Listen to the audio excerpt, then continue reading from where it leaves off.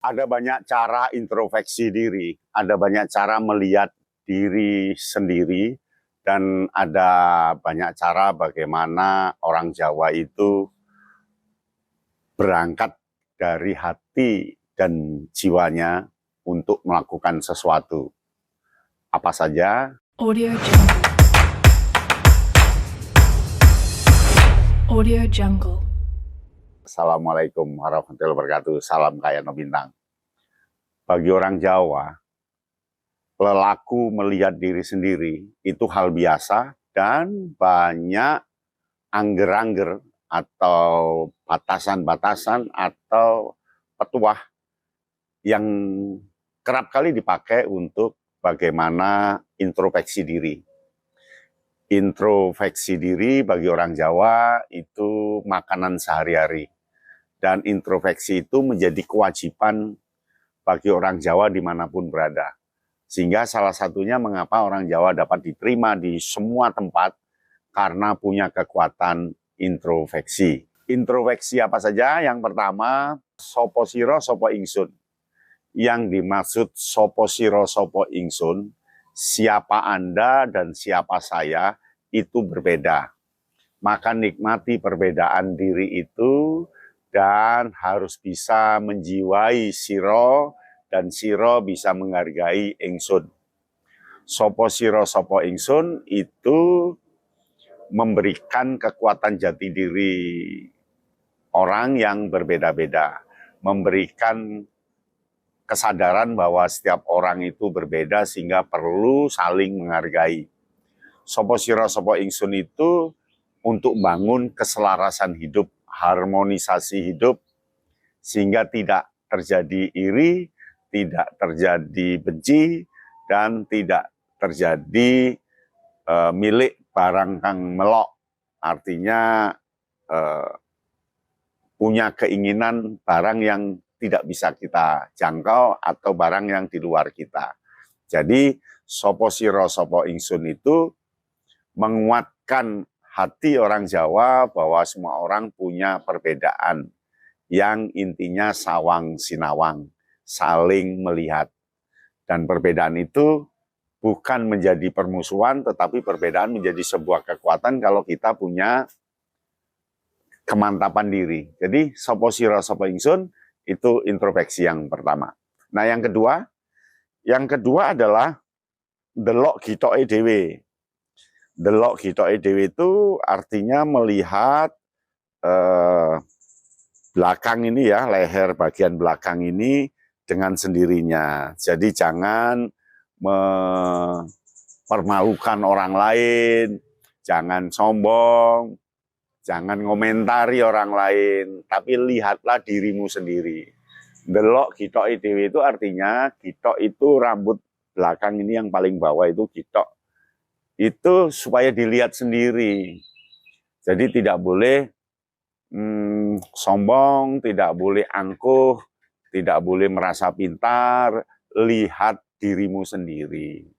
Nah ini sering dipakai orang Jawa untuk menyadari bahwa kita perlu melihat diri kita sendiri sebelum melihat diri orang lain. Pantang melihat diri orang lain karena kita harus melihat kita sendiri. Semuanya ibarat cermin, semuanya ibarat perbedaan yang tidak perlu dipertebal, tetapi kesamaan itu yang harus dilihat. Delok gitoke dhewe itu artinya cobalah lihat dirimu sendiri, cobalah lihat hatimu sendiri, cobalah lihat pikiranmu sendiri. Ya, apakah sudah pantas seperti itu? Apakah sudah cocok seperti itu? Apakah memang sumbut imbang dengan yang Anda lakukan? Delon gitokmu dhewe. Baru iso ngomong neng wong liya. Lihat bulu belakang rambut ini dulu punyamu, baru Anda melihat orang lain. Itu artinya lihat jiwamu, lihat hatimu, lihat pikiranmu, lihat kekayaanmu, lihat dirimu sendiri sebelum melihat orang lain. Artinya sudahlah, nggak usah berkomentar terhadap orang lain, diam, itu lebih bagus. Nah yang ketiga, ojo rumongso bisa, jangan merasa mampu sehingga suka ngomel orang lain, rumongso bisa ini merasa sombong, merasa bisa, merasa mampu. Padahal seharusnya bisa rumongso, artinya dapat merasakan dengan kemampuan diri sendiri. Jadi tidak banyak ngomentari. Jadi rumongso bisa itu bagi orang Jawa pamer. Rumongso bisa bagi orang Jawa itu sombong. Rumongso bisa bagi orang Jawa itu individualistis yang tidak perlu diomongkan. Nah, maka obatnya adalah bisa rumongso. Bisa rumongso itu bisa merasakan keadaan kasunyatan, kenyataannya. Ini asik sekali ini, ya. Rumongso bisa, bisa rumongso. Ojo rumongso bisa, ning bisa rumongso. Itu ya. Aduh, luar biasa ini. Yang keempat itu sirep, menep, mantep. Sirep itu jadilah diri yang diam. Tidak perlu diomongkan orang lain apa yang kita miliki, tidak perlu diomongkan ke orang lain kepandian kita, tidak perlu diomongkan lain hati kita. Sirep. Sirep itu artinya diam dan tidak menonjolkan apa-apa dalam diri kita. Semua orang tidak tahu, kalau kita itu tahu, semua orang tidak tahu kita punya, padahal kita punya. Diam gitu ya. Jadi itu sirep. Nah, sirep ini senjata orang Jawa. Dia tidak mau pamer apa adanya, dipecundangi ya diam, diumpat ya diam, dibilang bodoh ya diam, dibilang tidak mampu ya diam, pokoknya sirep. Nah, kalau sirep sudah dilakukan, dia akan menep. Menep itu menenggelamkan hal-hal yang buruk, menenggelamkan jiwa kemanusiawian, menenggelamkan emosi, menenggelamkan nafsu, menenggelamkan kejelekan, lalu memunculkan kejernihan. Itu menep. Nah, kalau sudah menep, menurut orang Jawa, dia pasti mantep. Mantep itu semuanya bisa terkabul, semuanya bisa dilakukan. Kalau dia nanam ya pasti subur, kalau dia bekerja sukses, dan tidak dihampiri oleh penyakit, kemudian semua jalan kehidupannya lancar, tidak pernah kemalingan, dan sebagainya. Itulah yang namanya sirep, menep, mantep.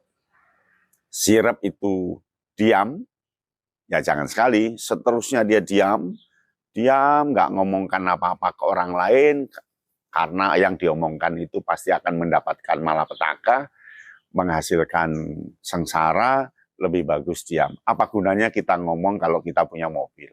Apa gunanya kita ngomong kalau kita punya duit? Jadi semuanya sirep, meneng. Baru menep. Menep itu menenggelamkan kotoran-kotoran ya. Kalau air di baskom, di ocek itu akan keruh. Tapi kalau didiamkan, dia akan menurunkan kotoran, lalu menaikkan kejernihan. Itu menep. Nah, kalau sudah, air yang muncul itulah akan menjadi mantep, kemantepan. Ya. Nah, tidak semua orang bisa melakukan ini. Tetapi kalau Anda lakukan, Anda akan menemukan kesuksesan. Ya. Kemudian yang kelima. Yang kelima adalah ajining diri saka lati, ajining raga saka busana.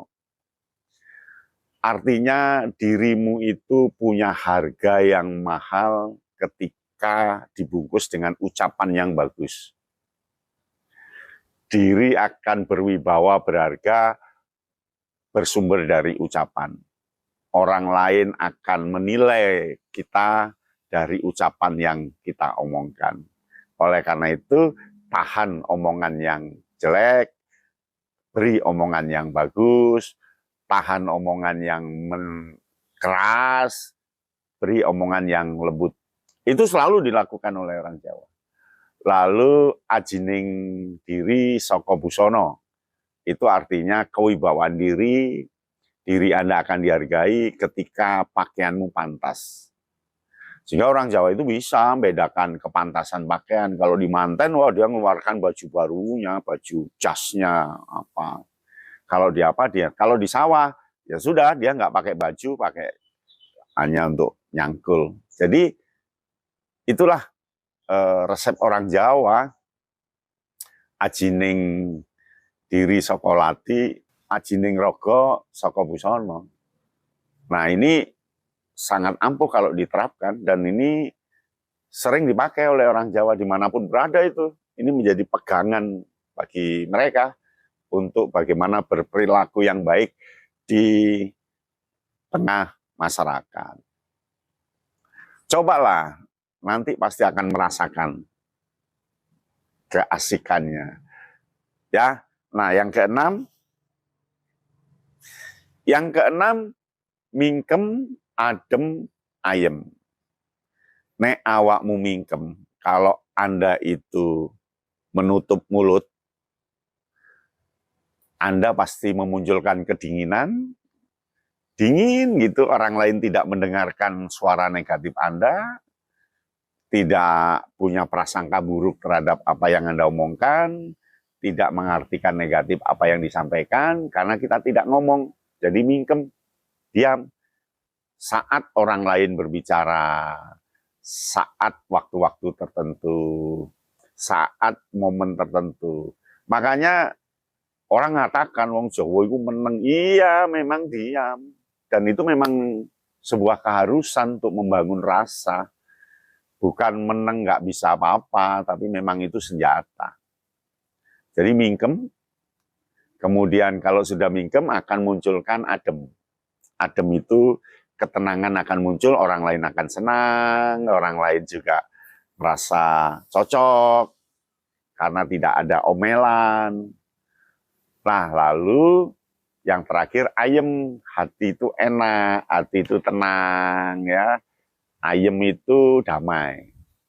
Damai itu ya pikiran tidak bergelora, hati tidak memihak, tenang, mengalir, flow, ikigai katanya orang Jepang. Nah kalau wong Jawa ya wis banyu mili, ya banyu mili. Demikian. Lalu yang ketujuh. Yang ketujuh adalah mikul dhuwur mendem jero. Mikul dhuwur itu artinya memanggul di pundak sini ya, dengan tinggi-tinggi. Artinya menghormati leluhur, menghormati pimpinannya, menghormati gurunya, menghormati kiainya, menghormati orang tuanya, menghormati neneknya, menghormati tokoh-tokoh masyarakat. Mikul dhuwur itu artinya menghormati. Dia hormat. Guru itu harus dihormati sepanjang masa meskipun bertemunya hanya sehari. Itu namanya mikul dhuwur. Kiai itu sangat dihormati meskipun bertemunya hanya 6 bulan. Seterusnya ada di masyarakat. Kakek itu dihargai betul meskipun ketemunya setahun sekali. Gitu. Jadi itu namanya mikul dhuwur.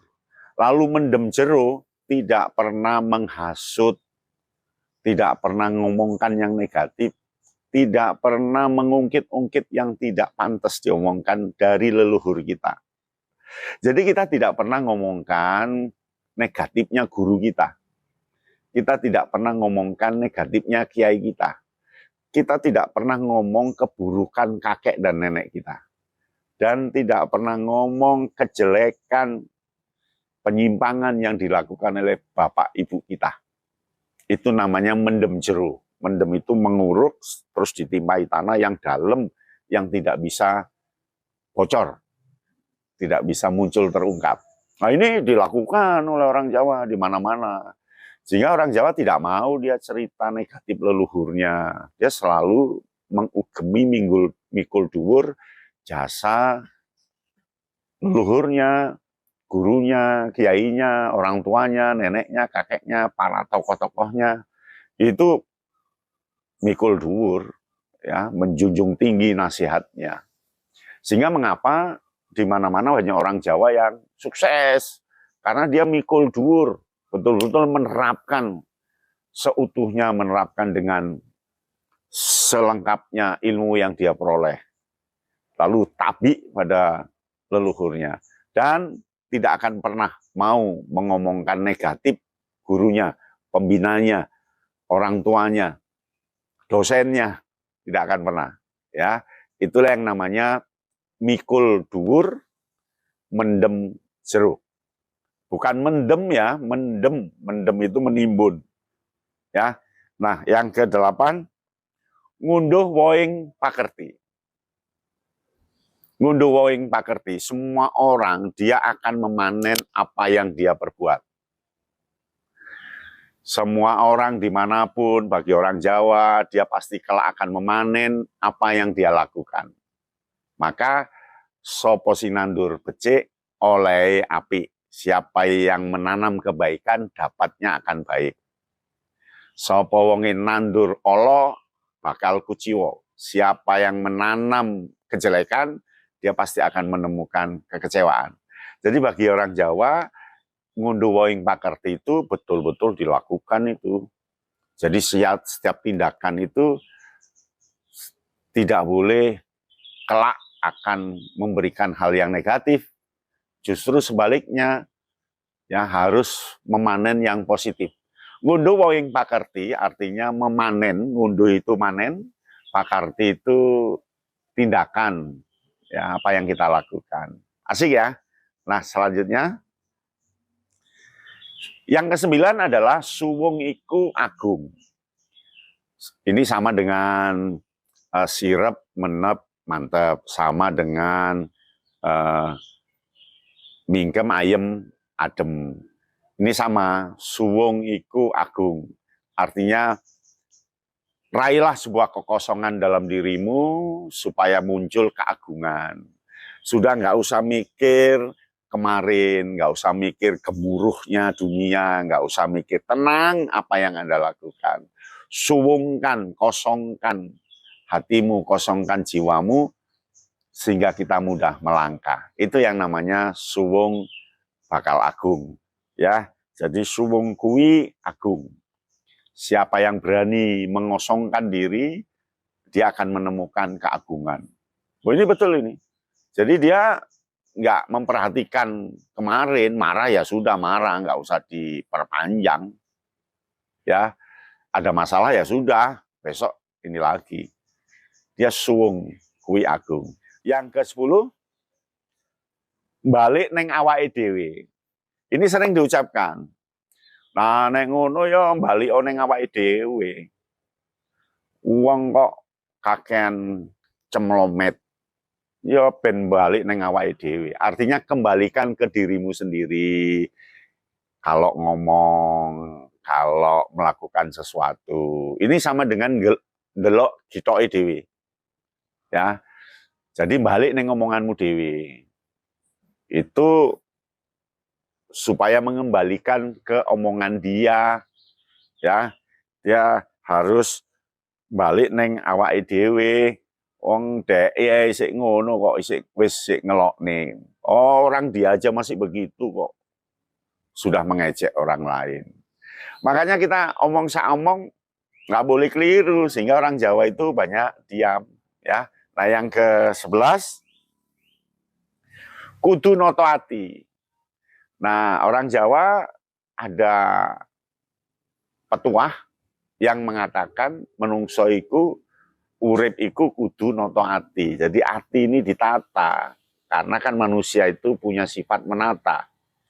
Karena punya sifat menata, dia harus mampu menata hatinya supaya hati itu tertib, tentrem, enak dan menyenangkan. Jadi tatalah hati supaya kita mampu meraih mimpi. Kan gitu, ya. Nah, yang ke-12 adalah dipun penggalih.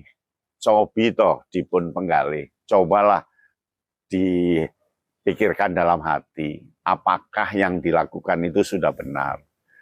Monggo dipun penggalih, nopo sampun leres asale jenengan niku mungel kados ngoten.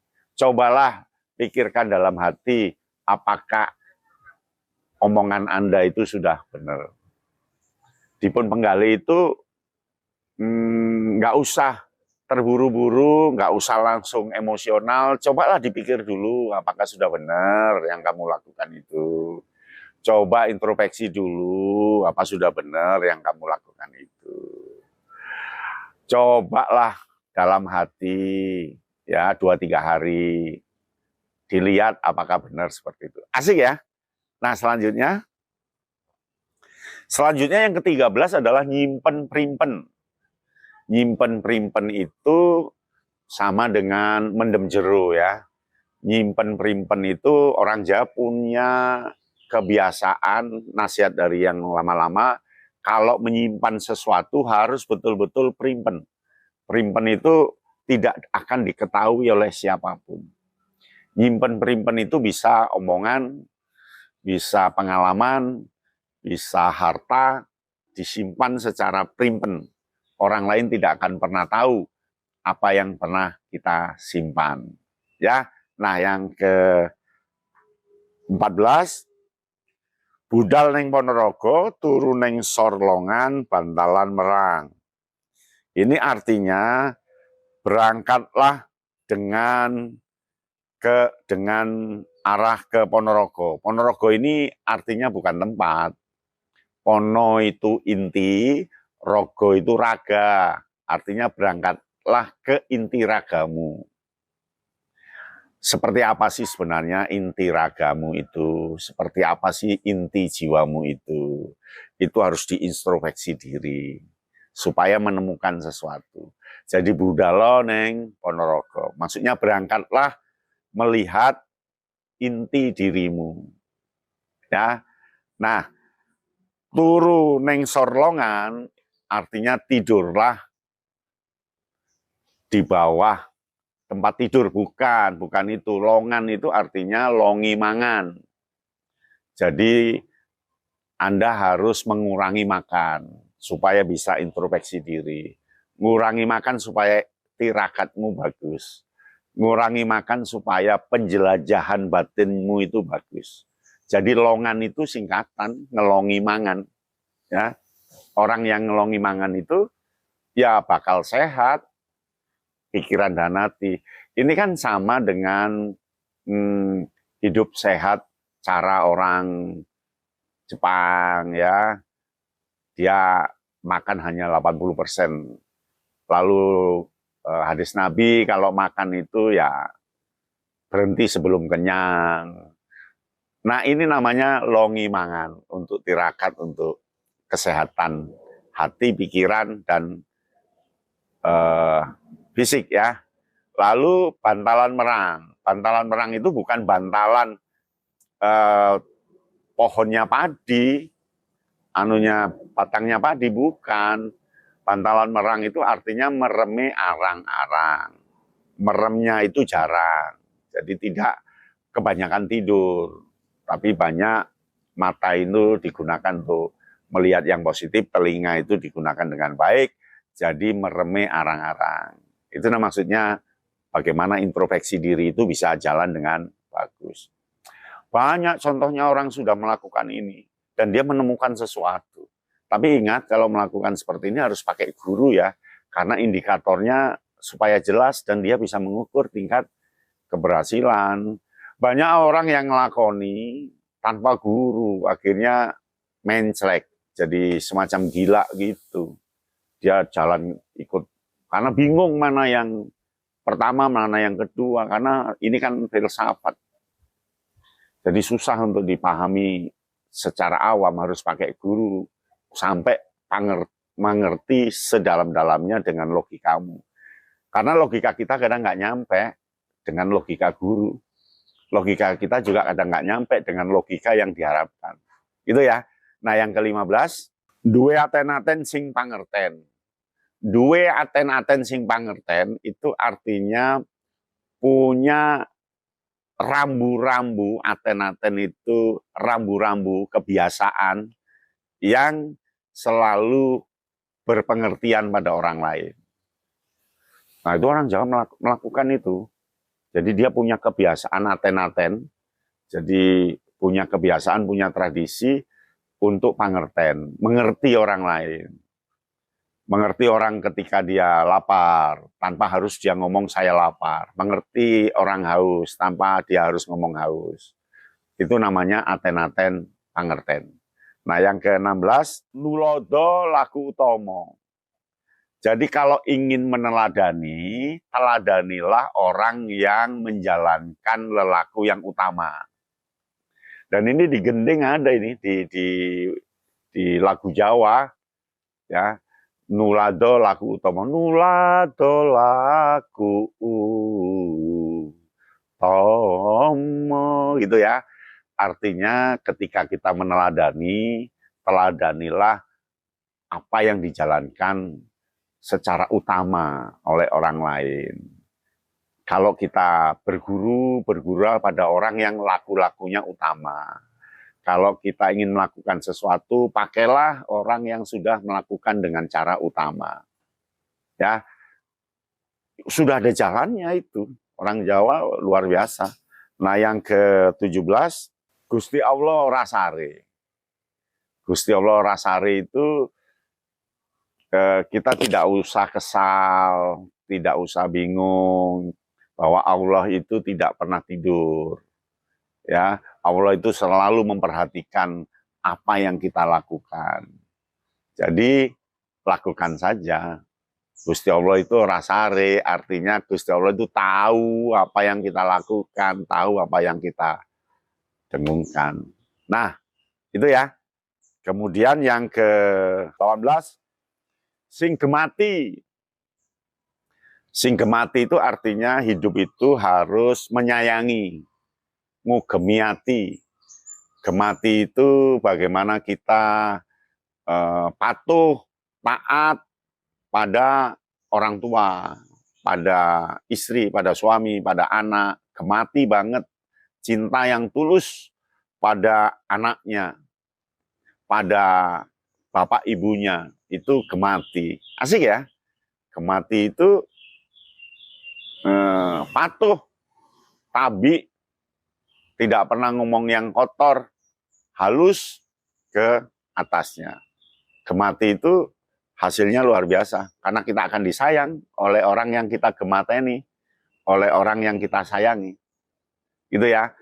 Kemudian yang 19, manut singgawe urip.